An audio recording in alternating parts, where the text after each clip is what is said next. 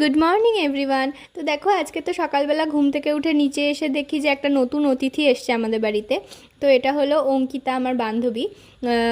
ওর ভাই হচ্ছে অংশুমান, ও আমার মায়ের কাছে পড়ে। তো সকালবেলা না ওই ক্যারেটে করে এই ছোট্ট সদস্যটাকে নিয়ে এসেছিলো। এটা হলো মনে হয় কোনো একটা সেই গাড়িতে করে মুরগি নিয়ে যায় না ফার্মে, তো ওই ফার্ম থেকেই হয়তো মানে নিয়ে যাওয়ার সময় হয়তো গাড়ি থেকে পড়ে গেছিলো, তো ওরা পড়ে পেয়েছে। এবার ওদের বাড়িতে যেহেতু খুব মানে জল উঠে যায় বৃষ্টিতে, মানে বৃষ্টি হলেই ওদের বাড়িতে জল উঠে যায়, তো ওখানে না ওদের রাখার জায়গা নেই, তো আমাদেরকে মুরগিটা দিয়ে গেছে। আর আমি তো দেখে খুব খুশি হয়ে গেছি। আর জেঠি বললো এই ক্যারেটটার মধ্যে রাখতে, তাহলে মানে কোনো ভয় থাকবে না, যেহেতু অনেক সময় হয় না বেড়াল বা কোনো মানে বড় ধরনের যেমন ইঁদুর টিঁদুর খেয়ে নেওয়ার একটা সম্ভাবনা থাকে।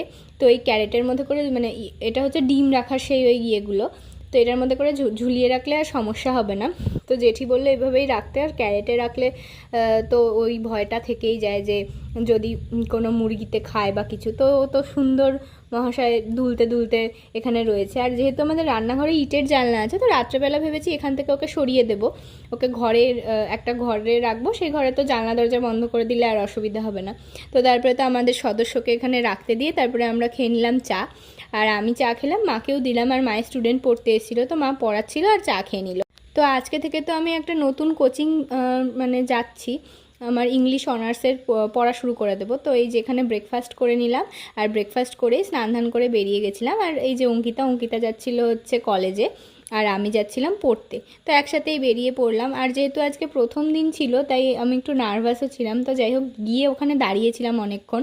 স্যার, আমি মানে বাড়িটা ঠিক চিনতে পারছিলাম না, তো স্যার বললো তুমি ওখানেই দাঁড়াও, আমি আসছি। তো তারপরে ভালো হয়েছে, ওখানে গিয়ে না আমার একটা বান্ধবীর সাথে দেখা হয়ে গেছিলো। তো মানে দুজন বান্ধবীর সাথে দেখা হয়েছিল আর কি। তো ওদের সাথেই তো বেশ ভালো জমে গেল আমার। তারপরে ওদের সাথেই বাড়ি এসেছি একসাথে। তো তারপরে তো বাড়ি এসে লাঞ্চ করে নিলাম। আর আজকে লাঞ্চে ছিল একটা পাঁচমিশালি তরকারি চিংড়ি মাছ দিয়ে, আর ছিল ডাল, আর জেঠি চিংড়ি মাছের মালাইকারি দিয়েছিল ওটা। তো তারপরে তো খেয়ে দিয়ে নিলাম, আবার রেডি হয়ে আমাকে ড্রয়িংয়ে যেতে হয়েছিল। তো যাওয়ার সময় ভিডিও করতে ভুলে গেছি, এটা হলো আসার সময়ের একটা ক্লিপ। তো আজকে মানে একটু দেরি হয়ে গেছিলো, আসতে দেরি হয়েছিল বলতে মানে স্যার একটু সন্ধেই এসেছিলো আজকে।